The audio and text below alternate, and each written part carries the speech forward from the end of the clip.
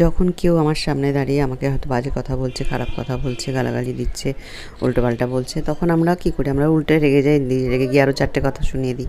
কিন্তু সেটা না করে আমরা যদি নিজের আগে শান্ত হই মনে মনে এবং বুঝতে চেষ্টা করি যে যে মানুষটা এরকম করছে সে নিশ্চয়ই মেন্টালি সুস্থ নয়। কোনো মেন্টালি সুস্থ মানুষ কখনো ওইভাবে চিৎকার করে বা আজে বাজে কথা কাউকে বলবে না।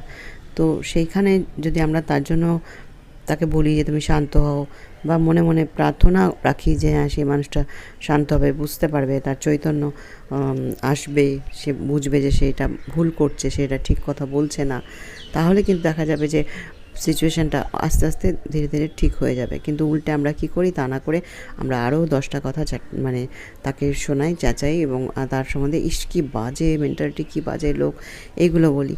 তাতে কী হচ্ছে, জাস্ট ওইখানকার মানে পলিউটেড হয়ে যাচ্ছে আমাদের ওইখানকার আবহাওয়াটা। এই করতে করতে আমাদের সারাটা পৃথিবী পলিউটেড হচ্ছে।